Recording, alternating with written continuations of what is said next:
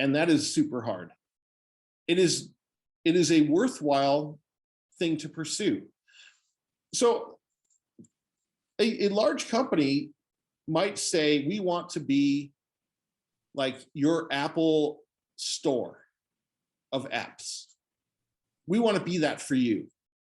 And that's great, because you can see them building an entire ecosystem around their environment.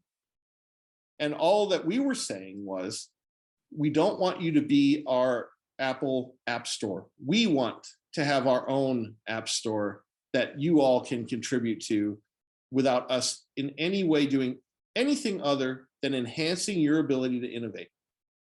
But we are going to set some boundary conditions, and that might just be on the way the software works and how the power consumption, the connectors, and any, there's so many different things. And so the goal is not to at all in any way squash innovation. It's to enhance it by taking away conditions that just cause all of us pain.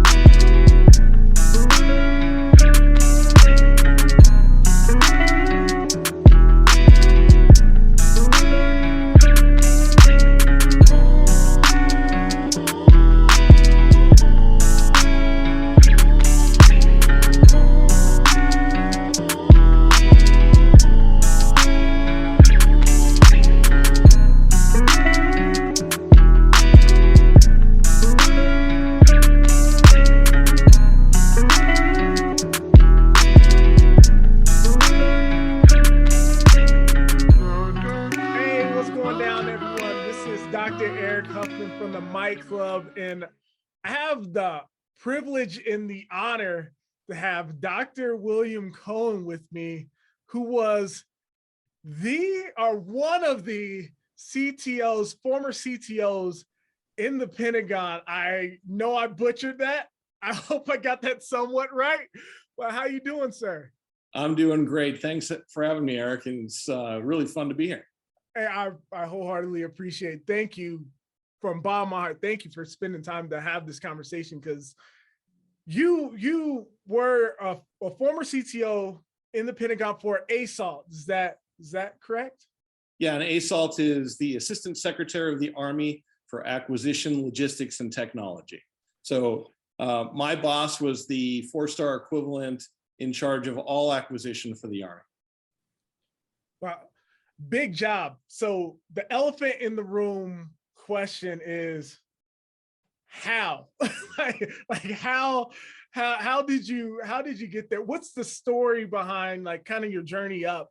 I know there's no clear, I imagine, I'm speaking ignorantly here, I imagine there's no clear-cut path to that position. So I'm kind of curious, how was one of the paths to that position? How did you end up there, whether by fortune or by accident?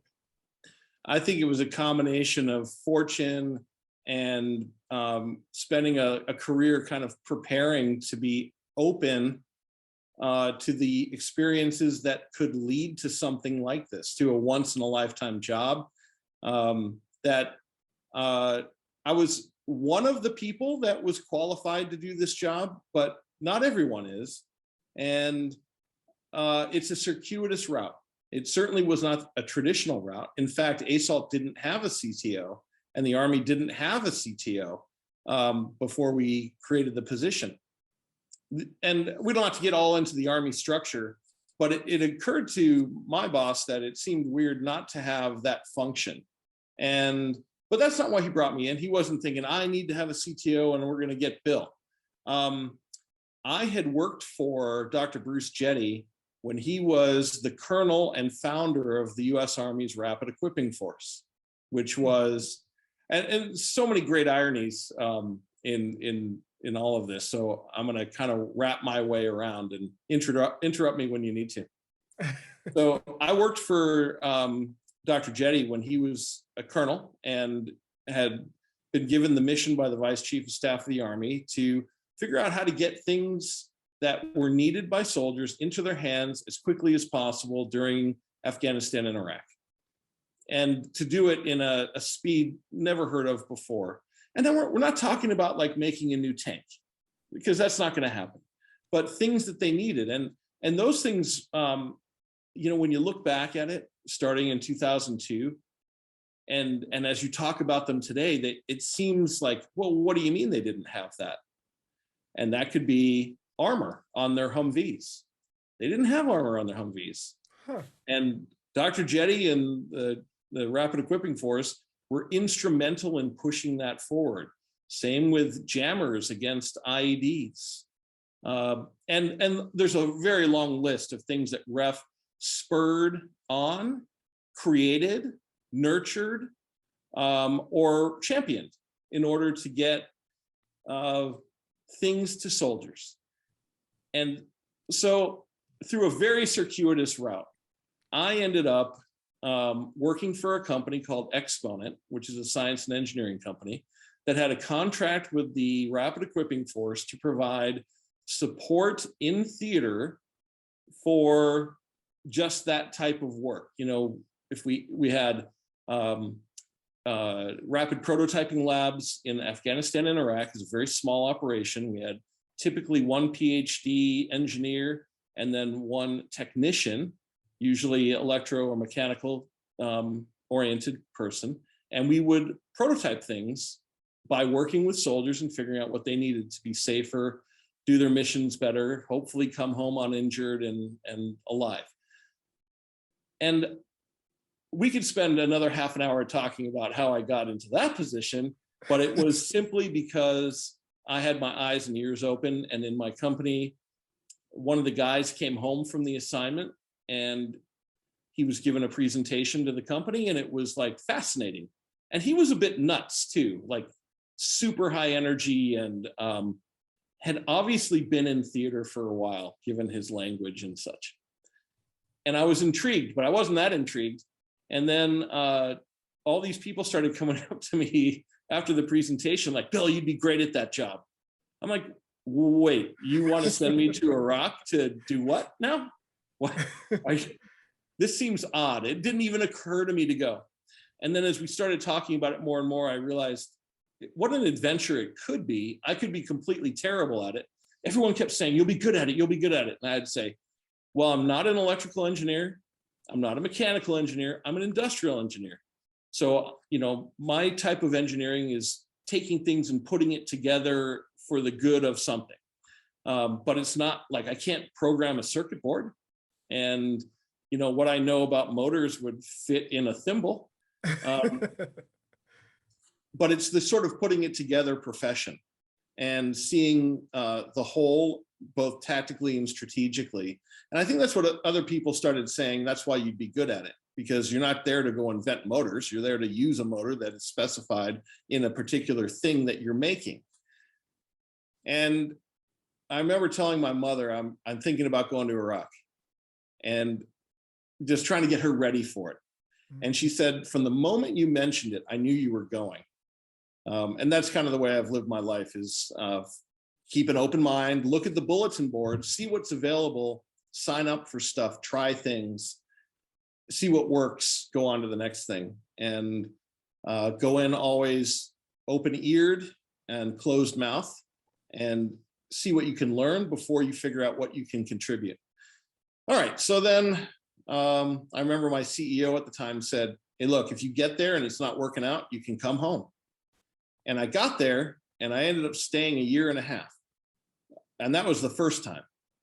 And then I came home for maybe 11 months, and I went back for another year and a half. And the reason why is because the role was so rewarding. Every day I woke up and I said, I get to go to work. And I would trundle over to my lab, which was maybe 100 feet from where I was sleeping.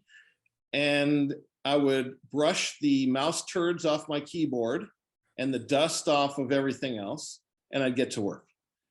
And every day we got to go meet with soldiers, talk about their missions, go along with them on their missions, see what would be helpful, and then try to build it. And we would make awfully rough prototypes. And then we had a lot of help from back home. And then we would be able to get better and better iterations of that prototype until we could get what we would call a limited rate initial production that either we would build a few of or somebody else would build. Our job, and I know this is, I told you it was going to be circuitous. Our job was to help soldiers survive and thrive in our little way. It was not like we were changing the war. We were perhaps improving conditions for some slice of soldiers. But I was always thinking, like, if it's good for this group, maybe it's good for all these guys. So spread it as far and wide as you could. And that was, I think, a little bit of what I brought to the position, which was the ability to see tactically, to learn quickly, to listen to soldiers, build iterations of things that might be useful, and then spread it. And I'll tell you, no one was asking for that in higher headquarters. So it was always a fight, and it was always about winning people over and showing why it was working, why it was great. So I'll give you one example and then move to answer the question further about how the hell did I get to be a CTO. And during that time of when I first got there in 2004, things were really heating up with IEDs in Iraq. I never was in Afghanistan. I just worked with my guys from Afghanistan, and their mission was very similar, but considerably different in the threat at any given time. It was just a different place, and what's good for one thing is not good for everything. But what was happening in Iraq was a lot of IEDs and a lot of guys getting hurt by riding along, typically at that time in their Humvees, and large bombs penetrating their vehicles and causing great mayhem. And so anything, and back in those days, there was trash all over the roads, and you could have, for instance, a gas can in the middle of the road, and you'd say, well, what's that doing there? Well, is that an IED? I don't know. Well, let's go look at it. How are you going to go look at it? And what are the mechanisms that you have to go look at something that concerns you? Whether it's a dead dog on the side of the road, a gas can, a tire, a hole, you name it. So that became the question. And I was riding along with some guys in northern Iraq, and they said, oh, well, right here is where Sergeant so-and-so was killed by an IED. And I said, oh, tell me the story. And they said, well, there was a tire, and he went up and looked at it, and it exploded. And I said, why would you go look at it? He said, well, what else are we supposed to do? You know, we can shoot at it, but we're not really allowed to. We can drive by it and hope it doesn't go off. We can go by it quickly and hope it doesn't go off and leave it for the next guy. But that's not our job. Our job is to figure out what it is we can do about it right now. Now, okay, so now let's say you're looking down 300 yards from now or 100 yards from now, and you say, what is that thing? I'll call the EOD. And at that time, it was a limited resource, and EOD could take a long time to get there. So now you close the roads on both sides, and you sit and wait.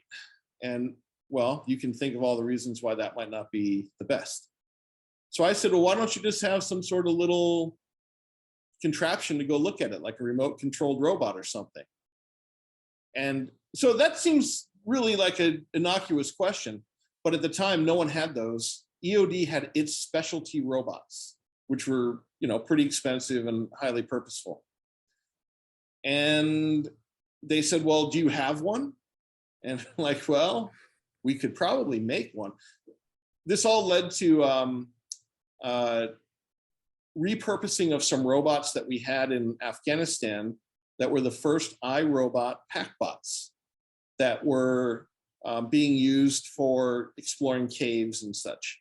But it turned out that there weren't a lot of, it didn't really work to explore caves. because it was radio controlled. And once you take a couple of turns, you have no radio control. And at the time, that was how you did it. So we repurposed a few of those robots, and we started showing that, you could roll up to something, take a look at it, and determine if it was A, for sure an IED, B, for sure not an IED, or C, I'm not really sure, and maybe I just need to call EOD. Now that's pretty valuable, but the EOD community was concerned that we'd have soldiers all over the place just sort of setting off IEDs by running into it and trying to handle it. So what we did is we decided that you were going to have a robot that had really good camera capability, but no arm, no gripper, no ability to try to neutralize it, but to just determine what it was. And so we ended up developing this thing called the MarkBot, the multi-function agile robotic controlled robot, which was a 1/16 of the price of any other robot out there. And in the beginning, pretty cobbled together and pretty crappy, but it was something that we made a few of. We tested it out with units. We rode along with them. We watched how they used it, and we made 4 iterations. And the 4th iteration turned out to be the highest quality, highest run rate robot in theater for a very cheap price. And the reason why it was cheap is because we weren't there to be making money as roboticists. We were there to find solutions for soldiers that was the best, it could be spread the most, cost the least, so the most could be bought. And look, it seems so obvious now. Like, why wouldn't we have done that? And there are soldiers across Iraq who probably had a few of their own remote control little E-Trax robots, or really radio controlled vehicles that adapted it similarly. And then we codified everything we learned about how the insurgents were placing IEDs and made a robot that was extremely purpose-built for one thing: go out to something you could see. You had to be able to see it and check it out and get reliable information back so that you could make one of those 3 decisions I was telling you about. And it had to be so well built that it always worked, and that it was easy to work under the highest pressure. And the highest pressure this is the story I would tell, is you're pinned down at a bridge. There's a gas can in the middle of the road. You're taking direct and or indirect fire, and your platoon sergeant is screaming at you, the private, to get the damn robot up and go look at that thing. So a lot of pressure on a soldier, and you don't want to make something complicated. You want to have it turn on and drive. And so we said, hey, we're not going to make this computer controlled. It's just going to be radio controlled. And it's going to be a switch on the robot and a switch on the controller, and you're going to go drive the thing. And I was really proud about a lot of the ways that the team created this robot, because we used all these lessons about not just mechanical lessons, but human factors about how you're doing things in the heat of the moment and how your brain works when it's under that type of pressure, so that you could just go down and do what you were supposed to do. And it was a very successful program for a while. And everyone I meet who talks about the MarkBot says that they were instrumental in the delivery of the MarkBot robot to soldiers. And that was sort of like my special power, I think, was the ability to get everyone on board and contributing, whether they did or didn't, approving, not fighting us, and then backing it all the way. And I mean, even just like not having customized batteries, using batteries that soldiers had boxes full of, typically what were called the X90 series of batteries, big bricks that the army that soldiers have, and all the services have them in some configuration. All right, I told you this was going to get long. I did this for three years, and then I came back and I led all the other. I think we sent almost 60 plus engineers and technicians into theater during the wars, and eventually it sort of, it came to a natural end. And in 2014, we kind of wrapped it up after, gosh, it had been 12, 13 years of doing this work. And I went off to go do other things. And frankly, what I did was I ski patrolled for a couple of years. And then out of the blue, I got a call from Dr. Jetty. I mean, we had kept in touch here and there, but I got a call from Dr. Jetty. He said, hey, you need to come to work for me. I just became the Assistant Secretary of the Army for ALT, and you're coming to work for me. You're going to be the Chief Technology Officer of the Army. Now, I said, yes, you had me at chief. Of course I was going to go do that. What an opportunity. How he got that job is just as much of a circuitous route as I got the job. But I will say this on any record, Dr. Jetty was the absolute best person for that job.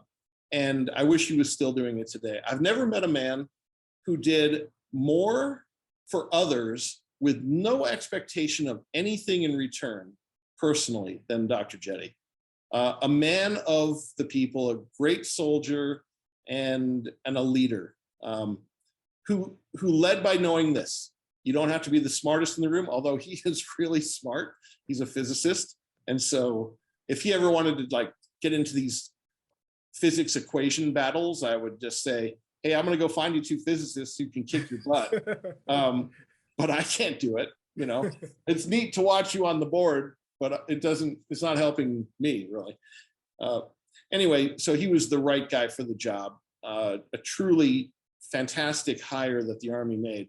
But, politics are what they are. And so change of administration means change of all the assistant secretaries and political appointees. And that usually trickles down to guys like me who were special hires to help that particular political appointee. As good as I think I was doing, it was just, that's the way it works. And so you understand that and you hope that you left a mark. And so the mark I think I left is that a lot of what I started continues on right now without me. And I think that's because people were really craving what I was selling, which was connecting the dots and really listening to what was trying to be made or created and doing it and supporting it technically in a way that went beyond talking, although I'm doing a lot of talking right now, but beyond pontification, which was, I will show you what right looks like together with you, and I will help pay for it, and I will bring the technical team to show it, and then if it works and we're happy with it, I'm going to pass it off to you and you're going to handle it on your own, and I'm going to move to the next thing.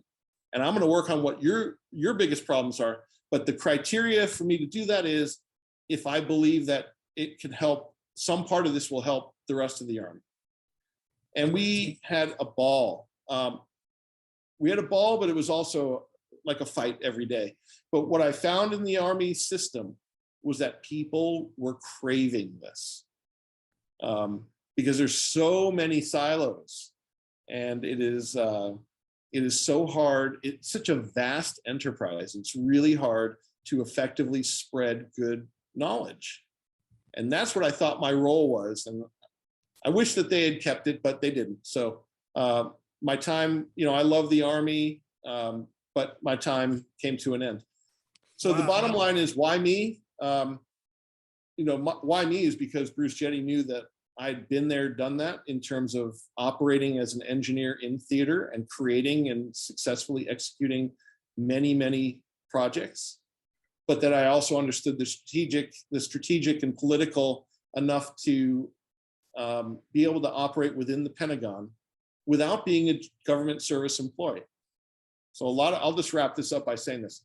So some people might say, well, Bill, you didn't come up through the system. Why do you deserve this job?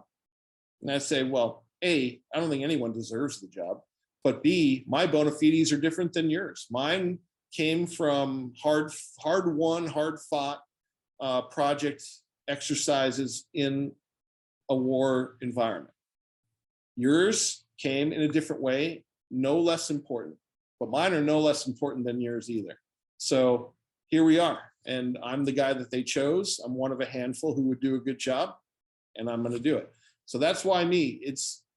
It goes back to being open to opportunity. If you have your eyes open and you will step through the doors and try things, instead of waiting for it all to come to you, then you have a chance. Wow. All right, I'm done. Wow, that is a fantastic story. I was just listening and captivated by listening to your path through there. One thing that stuck out to me was in the beginning where you said you were you the first in your position? Yes. So you're kind of, did you feel like you're creating the role as you were doing the role, as the cliche of building the plane as you're flying it? And this just is no puddle jumper plane. This is quite the plane you're building as you're flying it. So how did you manage to create norms out of a system that has been in place for centuries, with habits that have been in place for centuries, and habits that are now just kind of, this is the way we do things, just the set ways.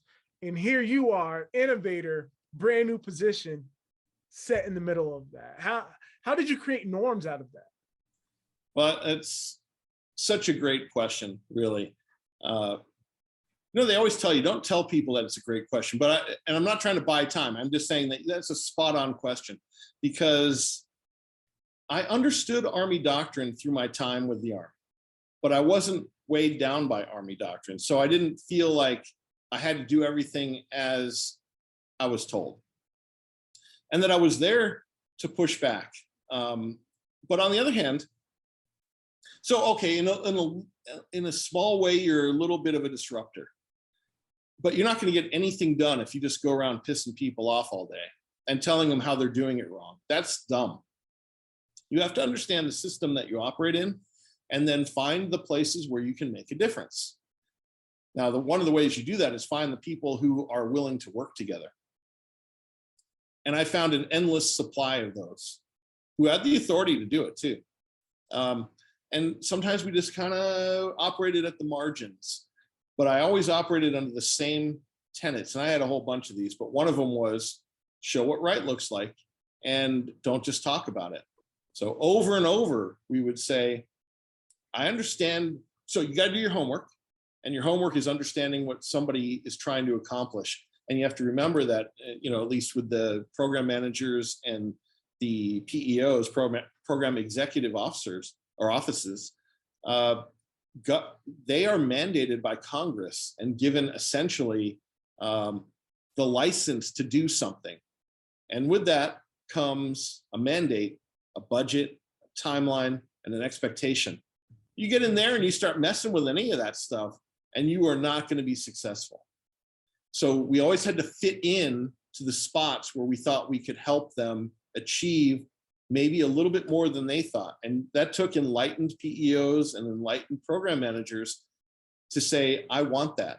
Not everyone wanted that. Some were just on a great path and doing it themselves. And some were like, look, I don't have time for this. I know what I have to do, and that's what I'm going to do. And some were like, this sounds great. Let's do it. And just like working with units in the theater environment, occasionally I'd come across units that would say, yeah, I don't think we need any help. I'd say, thank you. And I'd go to the next one. And the next guys would say, we'll take absolutely any help you're willing to give us. Well, guess who's going to get all my attention? And so you can't please everybody. So creating norms, the norms were trying to show them how easy it was to work with us. And we did that by creating we created the environment that allowed things to be easy. And again, I'm so influenced by my time with the Rapid Equipping Force. You had to have a contract that would get you to the technical expertise that you didn't have, that was impartial and unbiased. And in other words, I don't care what the answer is, as long as we get to an answer and then execute on the answer. And that was really key. So I spent a lot of time building that airplane. Look, when I got hired, Dr. Jetty said, finally, Bill got hired. It took forever. Okay. And, his principal deputy, Jeff White, was fantastic at exploring every avenue to get me hired. And then he did. He said, look, that's my job, just get you hired. I don't care if you're any good. Jetty told me to do it, I'm doing it. And by doing that, I got there and there was no budget for me. There was nothing set aside for me. It was, Bill, you're here. Go do what you do. Go help soldiers. Don't get me in trouble was Dr. Jetty's mantra. Oh, man. Okay. That's a pretty good. He's like, do anything you want. Go help soldiers. Don't get me in trouble.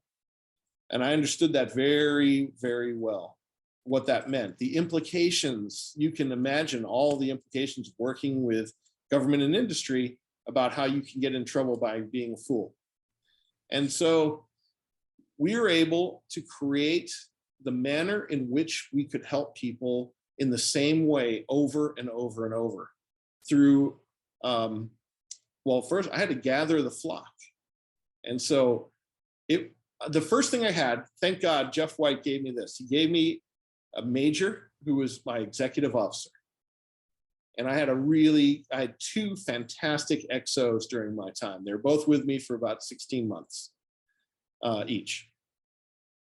These guys were top-notch soldiers of the year type of guys and invaluable in partnership to make it happen, helping me navigate not just the nuances, but the things right in front of you to get things done in the Pentagon. So I would say I'd give intent, and then these guys would help me get to where we were going. Couldn't have done it without them. Absolutely impossible. So it was just he and I starting. And then we just kept saying, how do you get people who can actually be dedicated to you when in fact you're not going to get like a regular position assigned to your fledgling office? Because a lot of places in the Pentagon are like, well, he is hired as a highly qualified expert. He's not due all of this manpower. Yet we found a way through what we call developmental assignments. So people could come work for my office for 6 to 12 months as a growing experience to get closer to the head shed and to do something that could potentially be super interesting and career changing, but they were still owned by the unit that gave them to us. And we found plenty of them who really wanted to do that.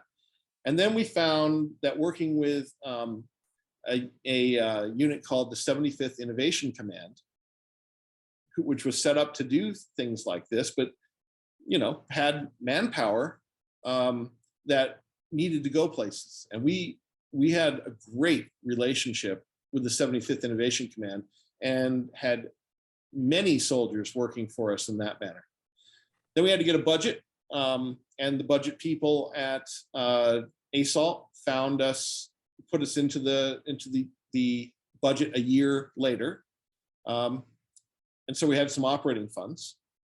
And then we had the PEOs and PMs contributing money to things that were specific to their needs that my technical team could bring to them. To me, it felt like running a startup with no P&L. And it was I could describe it in so many different ways. I'd get home on a Friday and I would sit in the dark sometimes for like an hour or two, just trying to get my brain to calm down and like reset, because it was a very challenging role to take. One of the best compliments I got from Dr. Jetty on the way out the door was, how did a guy with no acquisition experience get money in the Pentagon? Wow. And part of it is just like being a reasonable person and talking to everyone. So I had a million people saying, hey, you should go talk to so-and-so. And I said yes every single time. Yeah, I'll go talk to so-and-so. And then occasionally that some person would say, wow, that sounds like a really cool job. I have a little extra money that I'd like to put toward answering a question in this realm. Do you think that's something you could do?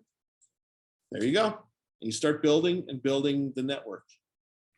It could be cross domain, not cross domain, cross service into OSD, any number of places. Wow. So it was a lot of,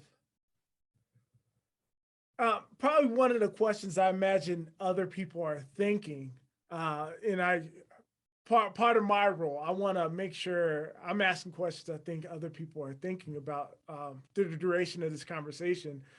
How was it as much politics going in as you imagine it being? Was it more of just organizational politics, or was there something else brewing with just, hey, new guy, new position? It's like, you probably shouldn't be here. Was it a lot of politics, whether just to get the job done, or was it just a lot of just government being government type of politics? More government being government. So more bureaucracy about what you're allowed to do and what you're not allowed to do, what a person in your position can have and can't have, and working around all of it. Mm-hmm. A lot of it was, well, why is he interested in that? That's mine. And I'd say, in some ways, I know you think it's yours, but there are another 5 people who think it's theirs. So what if we connected all these dots and helped each other? And so finding a way for people to understand, like, look, I'm not here to tell you the answer. I cannot tell you what to do. Mm. We can only work together to figure out what the best way forward is. And then, so in many ways, I had to use all my consulting experience to help people not be threatened. Look, they gave me really good authority, and it was great. But it didn't, in the end, it made it so that people couldn't just blow me off, but I still couldn't be like, you're going to do this. No, that's not even in my nature. That's not the way I operate. So I had authority, but not necessarily in a way that you would command things. I was not a commander.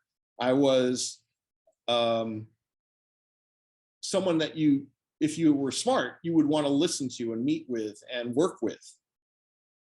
Yeah. And maybe there's better ways to say that, not just if you were smart, if you had time and inclination, if there was room for it, if you were interested in it. And also if you were smart. Of course, I feel like if you were smart, you would want to turn to us. We had a lot of people who did. And we worked on things that often you knew were important, either right now or coming up. And so if you could blaze a trail, just like, not even blaze a trail, just sort of clear away some brush to help people start seeing the trail. Anything from the chip shortage, because I could say to leadership, well, what is your position on this chip shortage and the fact that we want to have greater control over chip security? And even a couple of years ago, people were like, we're not exactly sure. So I said, okay, since I'm not seeing a clear path, maybe we can just apply our brains and resourcing, collect experts to start helping coalesce the opinion about a direction. Now, there were always other people working on it, super smart, like in the field, 25-year type of people who really knew this stuff. I didn't. All I knew is that no one was doing it. So there was a hole that had to be filled, or a bridge that had, or a gap that had to be bridged. So yeah. That was to me, that was really valuable. And I felt we were truly on the cusp of solidifying. We were really rolling. We had funding. We lot less questioning about our reason for existence, and we were really rolling when it kind of came to an end. However, I did get enough time from the boss to go transfer as much as I could to the right place, which I was able to do, and that was into the RCCTO, Rapid Capabilities and Critical Technologies Office. And so they're on it. They're doing things a little bit differently than I did, but they have taken the core of everything that we built and kept it alive. And that's, that's gratifying. I'm really glad that that's the case. Didn't just die with me. Yeah, that's fantastic. Sounds like you had a, a very positive movement going, probably doing what a lot of people assume to be impossible or very improbable to create so much inertia to move from this stagnant way of doing things that we've always done things because the person before them and their predecessor has always done it this way, and you've created something new. I'm very interested in something that you talked about, your personality type, and that you're not a commander, or you have authority but not really an authoritarian, one would say. And actually, I remember talking to you previously. In the quote, you say you are, well, not a direct quote. I won't use the direct quote, but you highly dislike arbitrary leadership. And so I'm curious, like, how did your personality type, not being the stereotypical, if one was to be to stereotype what one, like myself, an outsider, would think, that militaristic government mindset at the highest level of, hey, it's kind of a command and you listen to the person who's ranked higher than you, kind of no questions asked. How did you inject your personality type, your leadership style, where you're much more seemingly like strategic, compassionate, not that authoritarian, more willing to listen to others? How did you inject your personality type into a situation like that and be able to have success? The truth of the matter is, the best leaders are not authoritative. They're guiders, and they surround themselves with people who can do really good work, and then they resource them and support them in doing the good work. Now, at the end of the day, the leader has to make decisions, and sometimes the decision is contrary to what you think, is the right way. But the best leaders, I think, take in a lot of information, they get a lot of advice, and then they pick an intent, and then they try to just hold an azimuth, and it might just be kind of general direction, and don't know the answer. That's the problem, I think, when leaders already think they know the answer, then they're just telling people what to do. And there's a place and time and place for that, for sure. But it's not in technology development, I can tell you that. And the way I don't know, I think you just act like a gentleman. You treat people well. You know when to speak and when to listen. You're empathetic to people's positions, and you show that you're there to help. And once they get over, like, we're not going to have any of this, yeah, there is a bureaucracy, and it can be soul crushing.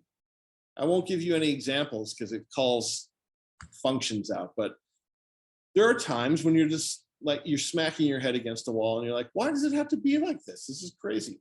But I will give kudos to when COVID-19 shut things down in March of 20. The Army adapted super fast and effectively. 10 seconds before that happened, if you said, can we have all these meetings remotely and people working from home and stop marching around to conference rooms all over the place all day, people would have said, no way, that's not going to ever happen. And 10 seconds into it, we said, oh, that all is going to happen. And look how effective we got. For instance, when Dr. Jetty would say, I want to talk to two specialty or two experts in AI, and I want to get an opinion about something. And so line them up. Previously, that would be a 2-month escapade. Get the people, vet them, get them to the Pentagon, which they're going to fly to probably, put them up in a hotel, get to the meeting. Secretary of the Army has Dr. Jetty's ear, so we're now 20 minutes late. Have a hard stop at one in 40 minutes. We've already wasted 20, and you get 15 minutes with the boss. That is the most inefficient, ridiculous way of operating. After the shutdown, I could just say, give me 2 hours and I'll have a panel of world-class experts on the line, and we'll have a meeting and talk about what you're interested in. And I'll moderate it, and then we'll figure out the way forward. And so that to me was a real, the Army can move mountains. It's not always great at the nuances and the small things, but it can do really big things. And we were talking before, the bureaucracy is set in stone. And if you can't learn to operate within the bureaucracy, then you're not going to succeed. So I saw people come in, and I'll give you an example, but it is so stupid that we can't use our cell phones behind these office doors, which you weren't allowed. So you put your cell phone in a lockbox. It's so stupid. It's making it so impossible for me to do my job. I'll be like, okay, dude, you can spend your whole tenure talking about how stupid that is and trying to change it, and then you're going to quit, or you're going to get booted, or you can figure out how to adapt. And so people who adapted to bureaucracy and could push at the edges when necessary are the successful ones. And that personality trait is, I don't always have to be right. I'm willing to listen, and I will try to understand your constraints rather than tell in my mind or in any other way, explain to you why those constraints are dumb. Like, okay, why don't you go get Congress to change it? That's just not going to happen. So if you can't get along, but also at the same time push back, Jetty did not hire me to say yes to everything he said. Sometimes you got to watch your mouth a little bit when you say it. And there are probably a couple of times when I said, oh, I probably need to stop now. But, occasionally he would say, I want you to do this. And I'd say, no, you don't. That's not the right way to do it. And he'd say, okay, tell me what the right way is. And I'd say, I think it's this. And then typically he'd say, well, just get it done. Or that's your problem now, or something like that. So I don't know, what is that personality? It's, I'm not downplaying my particular intelligence. I think we all have a type of intelligence where we're the smartest. But the second you start thinking you're the smartest in the room is when you're in big fat trouble. And I always took it upon myself to learn what everyone's intelligence and capabilities were in the room, and then let them shine. And really, I think the best way to be a leader is your job is to help people achieve their own individual greatness. And by doing that, maybe it helps achieve your moments as well. We all have these little moments where everything is in such perfect flow and harmony. And you look at yourself sort of outside your body and you say, holy crap, is that me? Can't believe I'm operating like that. But the second you see yourself doing it, you're out of it. So you're out of that flow. And you don't get it all the time.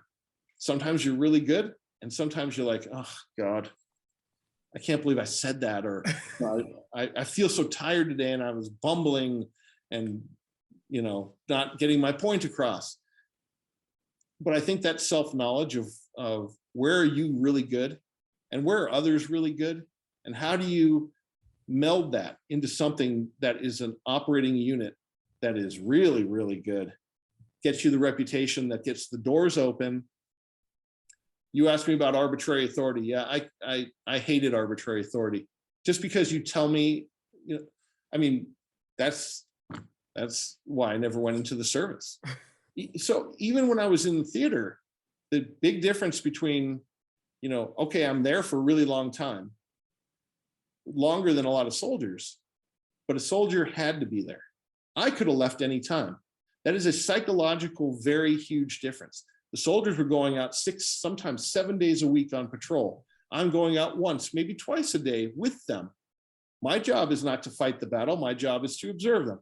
These differences always had to be kept in mind. You could never start thinking that you were something that you weren't.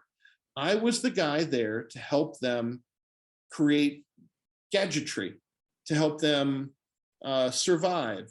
Not to tell them their TTPs, their techniques, tactics, and procedures. I wasn't there to tell them that. I was there to answer the question of how could we do this? How can we solve a particular problem? And they would tell me a lot of problems. Some we could solve. And here's I'm sorry, I'm rambling again, but here's the pact that I made with soldiers. When we work on something together, or you have a question of me or an ask, here's what I promise you. I promise you that I will for sure find out if I can help you, yes or no. I will for sure tell you why I can't if I can't. And I will for sure follow through and do it if I can. And those are the three things that, and always get back to them with one of those answers, and they will respect you for that. But if you're just like, hey, blah, blah, blah, and then nothing happens, no one cares. If there's nothing to execute, if there's nothing to show progress, then what are you? You're just wasted space. And I always remembered that every single day that I had an opportunity to make that kind of difference, small as it was on any given thing, or large as it could be, to help facilitate either an idea they had, an idea I had, a combination of that, an idea somebody completely different had that I could help push. And I've so many examples of that, but executing something was always the key. Yeah, I think that speaks to me in the roles I've been in as well, outside of government. And I agree. I like your approach of being willing to listen, but the same time seems like as you continue to move through the government, you've never, even talking to you now, it's kind of evident that you've never really lost yourself. You went in as Dr. Cohen, you came out as Dr. Cohen, and you managed to keep yourself, your values. You just found a way, rather than I'm become this. It's like, hey, I found a way to do what I needed to do. I found a way to get the initiatives done that I needed to get done. And I think a lot of people feel that same way outside of government, within commercial, within the private industry as well. We found like, man, this company's been open since the 1900s. It's kind of hard to break this mold, but I think you've proved that even in the most extreme circumstances, you can still find a way. I mean, one of those ways that you've created and was the measure between government and industry. I've read within conversations with you that you found that there's a problem with government and industries, meaning a lot of time the industry will make something for government.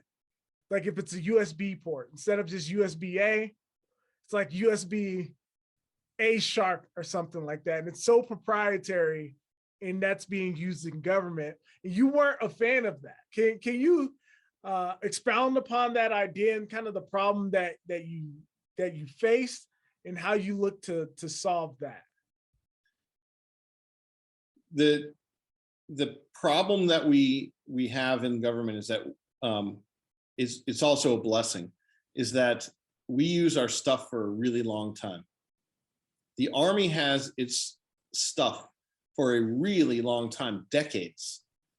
So what's the best and most cost-effective way to update things between year 1 and year 30?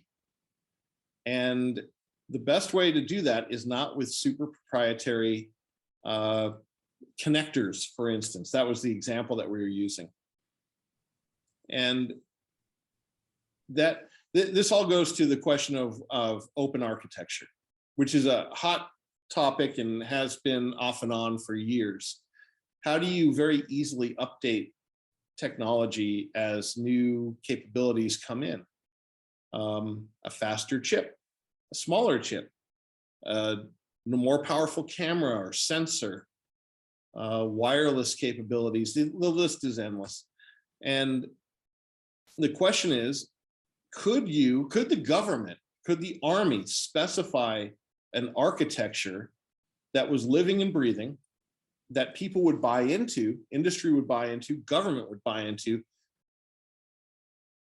government would manage, and industry would play too. And the question, I'm picking my words carefully, so sorry. But the question is, could you make something, a new tank, a new vehicle, a new whatever, such that anyone would have the ability to plug and play along the way if they had some new fantastic technology that was an upgrade that you really felt like you had to have, and not just rely on the company of origin to come up with that. That open architecture, in theory, would give any company a chance to earn money and develop products, and do it under the auspices of, we will tell you what the power requirements are and the way that you're going to hook in and some of the software requirements, but not tell you how to innovate. So all we're doing is specifying the boundary conditions, and you have to play within those boundaries. So super, I guess it's a trite way to put it, but let's say I had this much space for a chipset, and you said, well, I don't need that much space. I need, 1/1000th of this space. But I'm saying, I don't care. Just make it work in this space, because this is the space that we specified back then. So as long as your stuff fits in here, I don't care how small it is. If it's better and it's faster, I'm good with that, as long as I can plug it in and it's going to work. And the government has played in this world for has tried many times, and is having some great success in a couple of areas right now.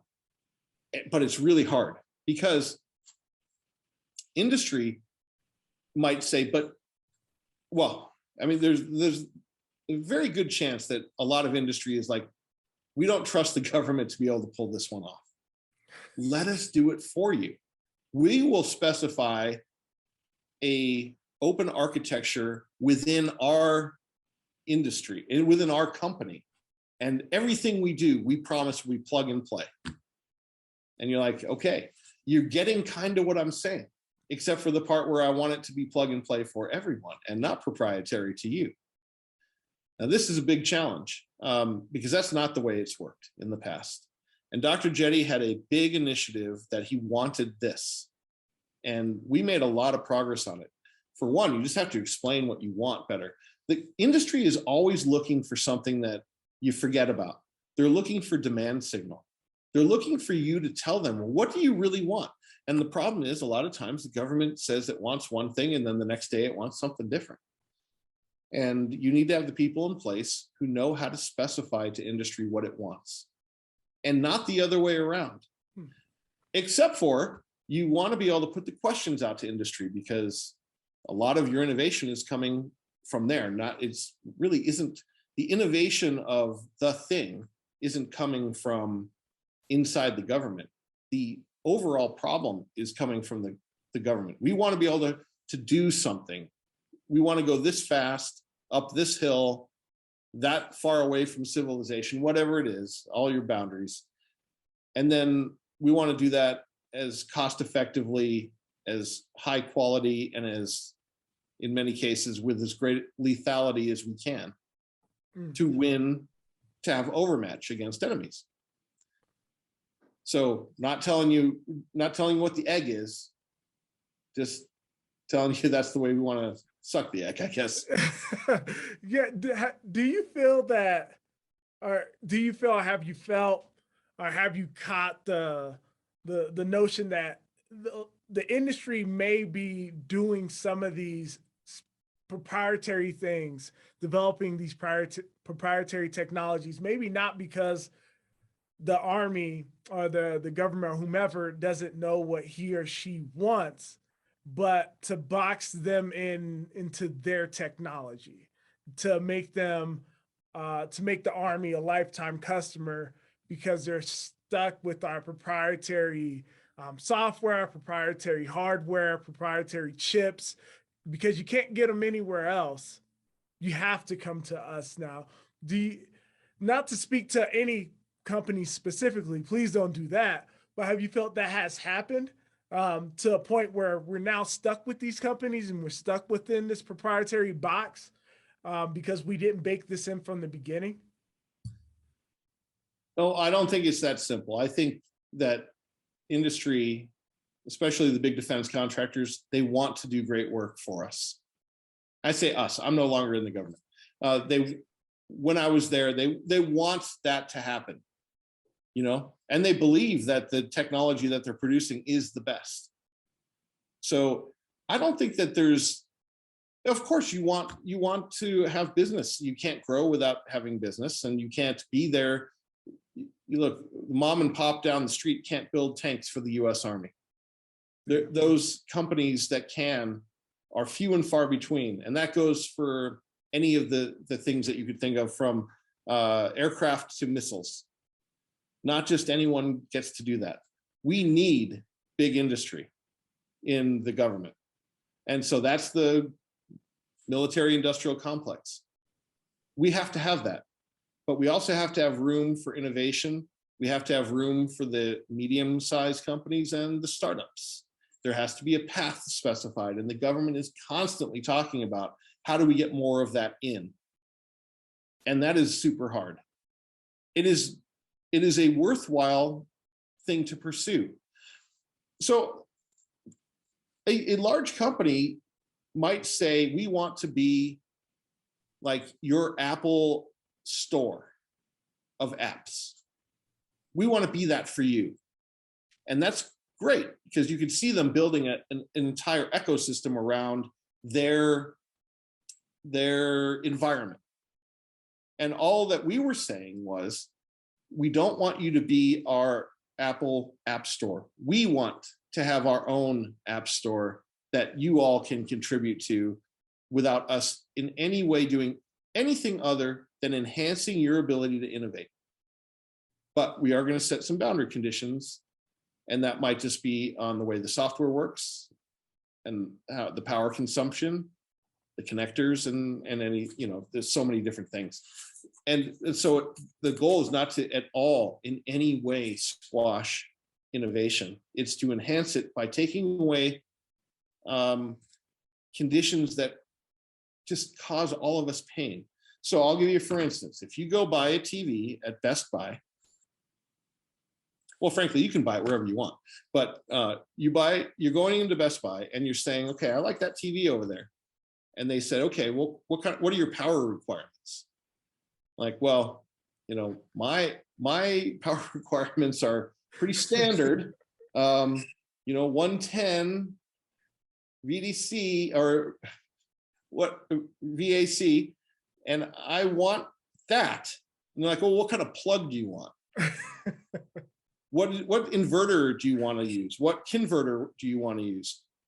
No, I don't want any of that. I want to plug it into my wall socket and I want to turn it on. And as stupid as that example is, that is exactly what in many times has happened with the way we work with industry. Is that all the specialty sidebar stuff that came with adopting a piece of technology from a company, we had to accommodate. And all we were saying was, we don't want to do that anymore. We want to tell you those conditions and take that off your plate and make it easy for you and make it easy for us. That's it. Wow.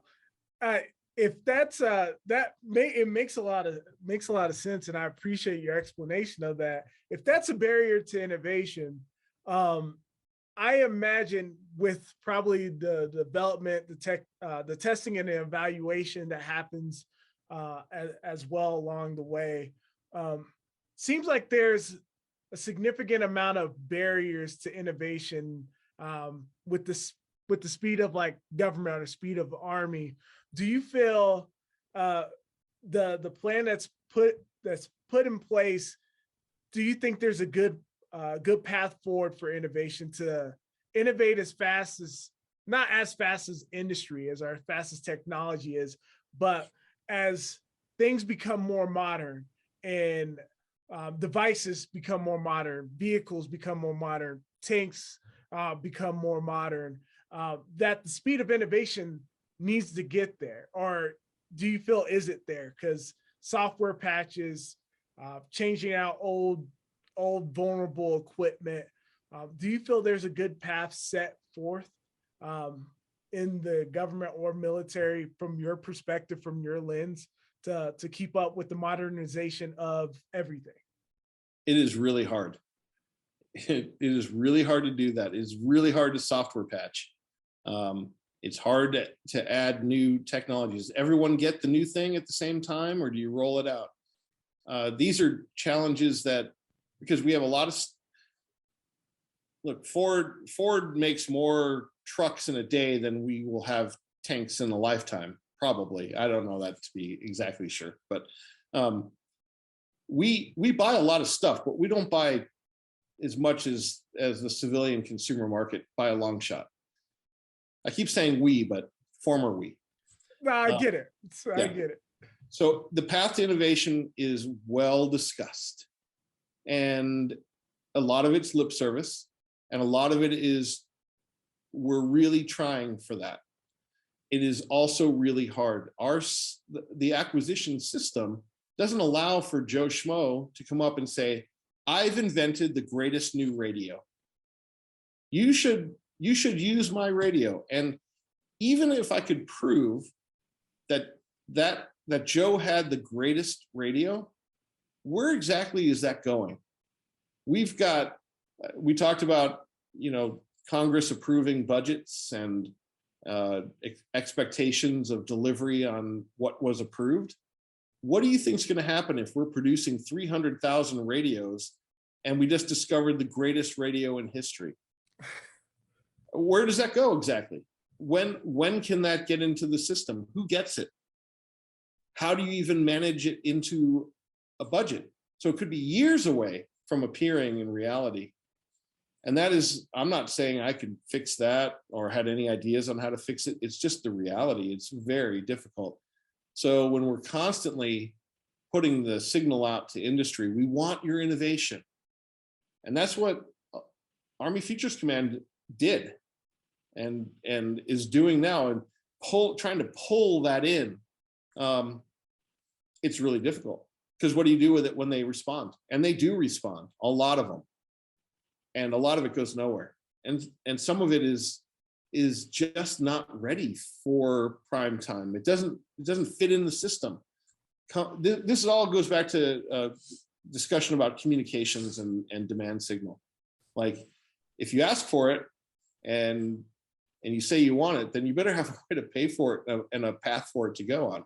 And so a lot of the agencies, RCCTO included, AFC's Army Applications Lab, ARL, and I don't have, there's tons of them, not just at Army, but all over the domain.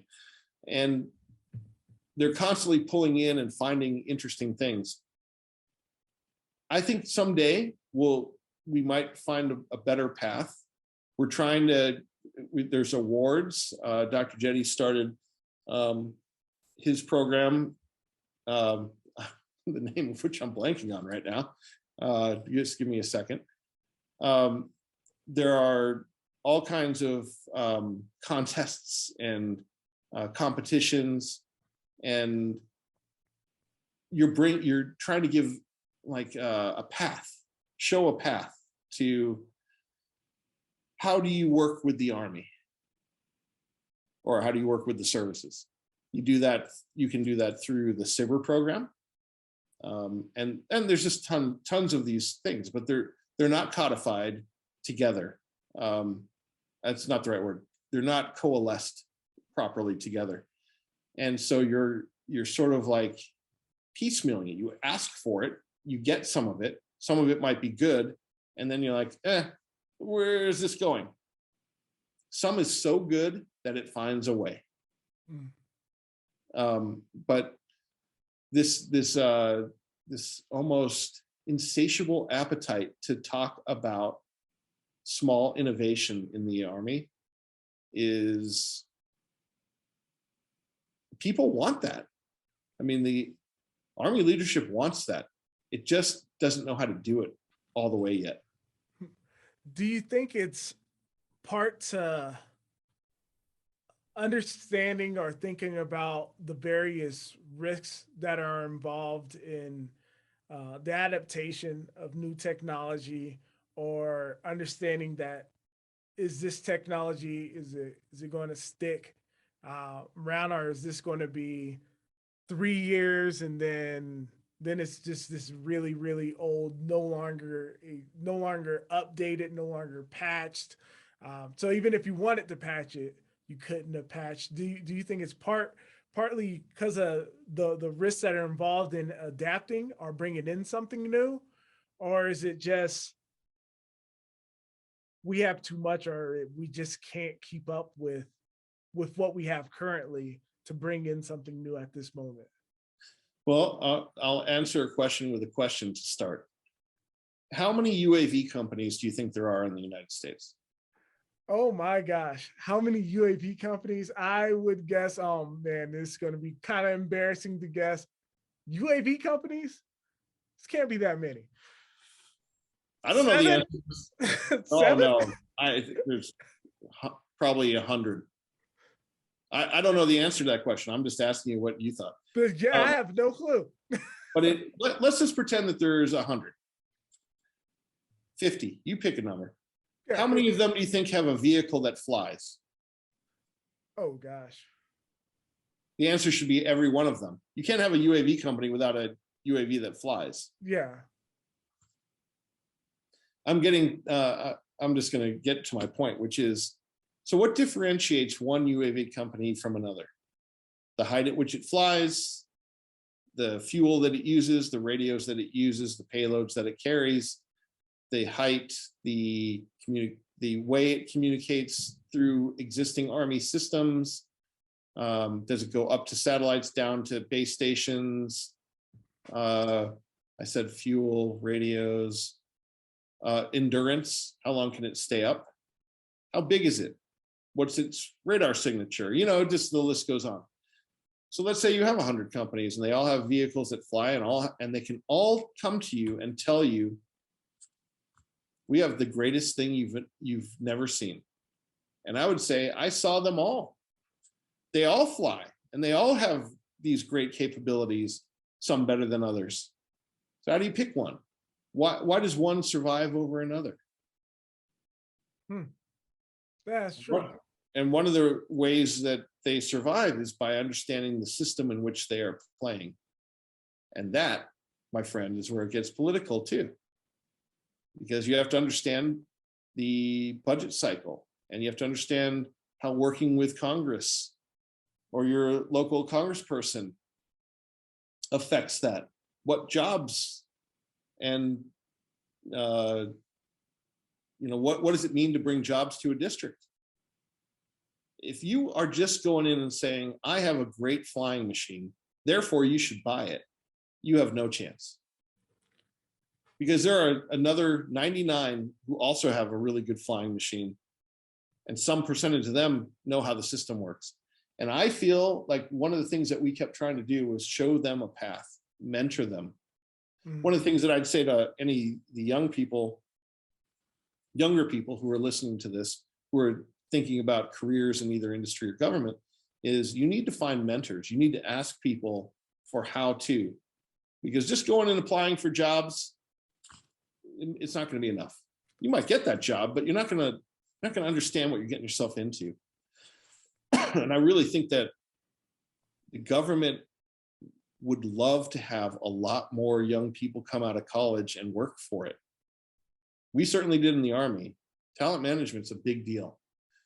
How do you get somebody to say, I want to go work, in the Army as a civilian and do some of the most interesting work of my life, and maybe one day I'll go to industry. But then to do that right is it's something that we would want. How did I get onto that? I guess so. We're talking about innovation. It's a hard subject. Lots and lots of industry. Sorry, a lot of different agencies are working on this question and trying to find paths to encourage it. And no one's expecting it to happen for free. But you can work with the government for a really long time and not get traction. And you can spend a lot of money and get a lot of encouragement and not get a contract. So again, it goes back to demand signal. You have to know how to play the game, but you have to understand what the game is. And, Army owes it to those players to help them learn what the game is so that they can start to play it. Yes, sir. Yes, sir. No, I'm glad you touched on the talent management side, because this being the Mike Club, which is kind of part of my give back to the community for minorities in cyber, minorities in tech, for women in tech. So I love the idea of getting a mentor.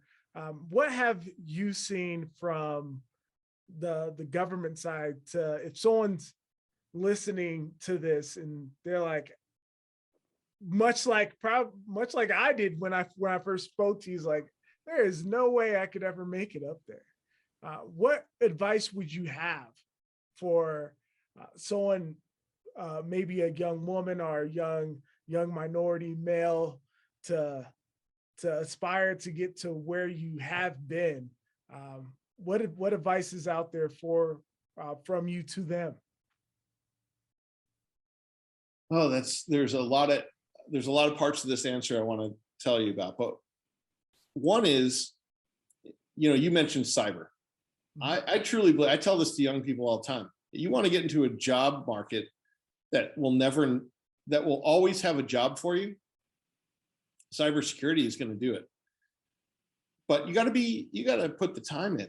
Like, if you're going to go to school to be a cyber expert, go be the best student you can possibly be. Like, really become competent, at least in the initial learning, so that you can bring that to the table as a curious, open, intelligent, well-trained person. And well-trained means that you are trainable once you actually get to the job. Bring that right from the start. And participate in a lot of things in college so that you learn how to speak to people, and can convey that competence that you're going to be bringing to the fold. That's the first thing. You have to do the work up front. It will not be done for you. So there's an endless opportunity there for young people, and that goes all the way across the board, from minority, women, and anyone who wants to participate. There is an enormous opportunity. So go for it. Do that. But then you got to start doing some homework. I actually got a cold message on LinkedIn from a government service kid, relatively young, saying, look, I know you probably won't answer this, but I'm really interested in hearing what you do. And I mean, your profile was interesting, and I just wonder if you have any advice for someone like me. And so we ended up having a conversation. He was shocked that I even bothered. And maybe, I wouldn't do that probably for 100 people, but I would do it for others. But there are other people out there. Go look at profiles and then reach out to professionals. Now, you can do that maybe through one of your, so now we're talking about relatively young people in college. Do that through a parent or a friend of a parent, and start reaching out to people and talking. The world will not come to you. You have to open yourself to go to the world, which means that you have to be willing to take a risk. And what's the big risk about saying, would you be willing to talk to me about what you do in your job? There's no risk whatsoever, except for them to say, well, I don't really think you'd find it interesting. And then you can decide if you want to do it or not, but then go find another one. And you'd be surprised how many people who have sort of gone through different ranks, they want to mentor young people. There's a perception in the Army that in the labs and such that, well, in the programs, et cetera, everywhere we have civilian workforce in technical fields, that, well, these kids are going to come out of college and all they want to do is just get a couple of years of training and then they're going to leave us. And I'm like, yeah, that's the world you live in now, man. Not everyone's signing up for their whole life. So you got to figure out how to make a really good experience and hope you can hang on to them, or hope that they come back to you after they find out that industry wasn't, I got paid more, but turns out it was less interesting. And I want to do things that make a difference in this manner. I have a bunch of examples on that, talking about like 3rd generation Patriot missile families. Like I saw how happy my father was working in this and how much it meant to him. And that's why I went into it. And I've stayed here. I've been here 10 years and I'm going to stay my whole career, whatever it is. So the government is a great place to go get some really interesting training. On the one hand, you might not get paid as much from the start. On the other hand, the government might think that you're going to, bolt on them and not put as much time into you. And therefore, the only way that you have hope, that you can hope for success, is finding good people to work for and being a good employee to have working, so that people want to put their time into you and say, you know what, stay here for another year, but then there's another opportunity I want to tell you about. So I guess it's my bulletin board theory that I operated my whole, from freshman year in college onward. Go look at the bulletin boards and see what's available, sign up for stuff and try it. And my whole life unfolded because of that. Now, of course, that was before there was, smartphones and Facebook and LinkedIn and such. Yeah, my life turned around as well when I started saying yes to a lot of things. And it seems like your life, when you started saying yes and just hearing about, hey, I'm gonna do this, I'll try this out, that great thing started to happen. And so that's something I live by as well. And I love you bring up, be the best student possible. That passion is being for cybersecurity, starting this up for people to listen about technology. Technology moves quickly. We spoke about innovation. Technology moves very quickly. You don't have to dedicate every waking hour to it, but you want to look up some things. You want to stay current. You want to read the various news articles, whether it's something opinionated that you agree with, something opinionated you don't agree with, just so you can see what's coming up next. Because if in this industry, if you remain flat-footed and stagnant, it's going to blow right past you. And you're just going to have to play catch up like over and over and over again. So I love that you brought that up. So before we close out, I want to open it up to you. Is there anything we haven't spoke about that you would just like to touch on? Any last encouraging words, or just is there nothing left? Is the juice out the fruit? Well, I remembered the name of I can't believe I forgot this. When I was talking about that competition, it was called the X-Tech Search. And that was through ASALT. And that was a really good contribution that Dr. Jetty made. And so I just wanted to make sure I got the name out to you. Look, to me, it's all about communications. You have to be able to communicate what is interesting to you and what you need and what you want. And that applies when I think about this constellation of programs and things that we make and agencies and organizations within and without the Army. The more you can connect the dots in a way that creates a knowable constellation of taking something so vast and turning it into something that your brain can comprehend, and break down and say, wait a second, all these things are commonalities to all these other things, which are all operating in their own silos. And no one's doing that just because they're trying to be mean or that they want their own silo and everyone should stay away. It's because no one has any time. So the CTO function to me was always about showing the constellations, connecting them all, and communicating why people should care. And we were really, what I discovered was that we're often really good at doing technical and terrible at communicating why and the outcomes and the future and how you can bring it all not under one roof, but connect them so that you're working in a sort of a tandem or a concert without saying, hey, my program is more important than yours, I'm going to usurp yours. That's not what it was about. It's like, what's the best of what we're all doing? Some people doing some amazing things that none of us have heard about. And then like, why are you working on that thing? You're like, well, I'm working on it because we didn't know it existed over here. And someone else is saying, wait, I'm also interested in that subject matter. And what if through all of that work, everyone rises instead of only one survives?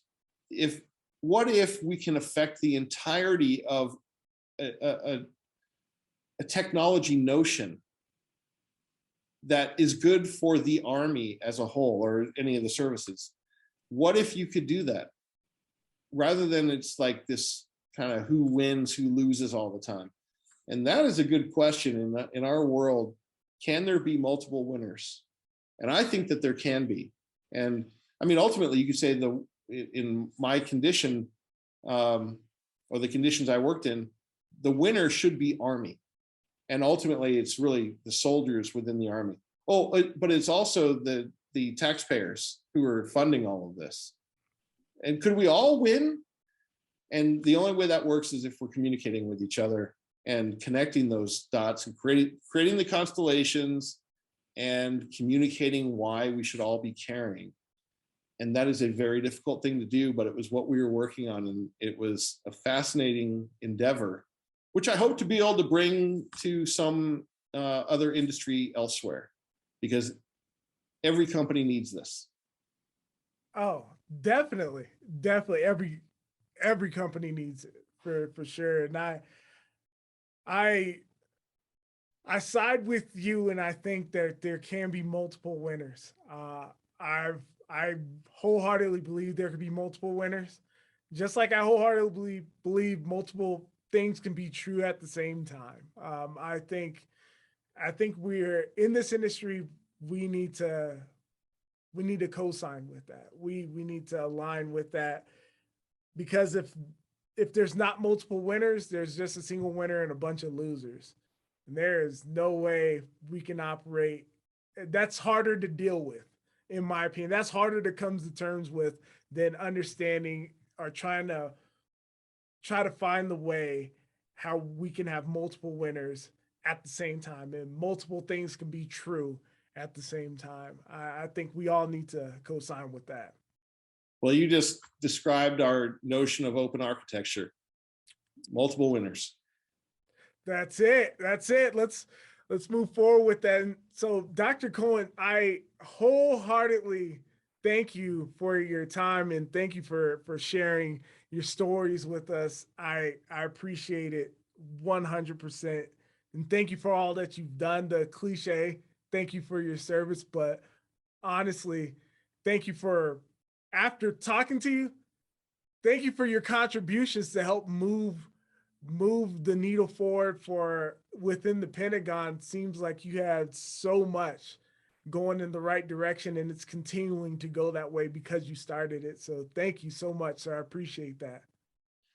Well, look, Dr. Huffman, Erik, I knew from the first time we met at that science meeting, and I said to you, you know what? I bet you and I could work together in the future, because you brought that openness and you exuded that confidence and competence with your comments and participation. And I said, this is a guy we need to keep in touch with. So I'm really glad that I met you then, and that you followed up with me now. So thank you very much for having me. And I look forward to follow-up questions and follow-up conversations with you. Oh, there's going to be plenty. There's going to be plenty. So I appreciate it. And everyone watching, thank you so much. If you got this far, as always, I appreciate your time. And down below, there's a comment section. So feel free, chime in. Let's keep this conversation going. Be in the Mic Club. We appreciate everybody, a diversity in every way, shape, and form, and a diversity in thought. So whether you agree with us, whether you disagree with a few things, let's keep that conversation going. And just remember that passion matters. That's what this ended with, that passion matters. Continue to learn, continue to grow, because we're all in this together. This is Dr. Huffman from the Mic Club. We're out. Much love. Peace.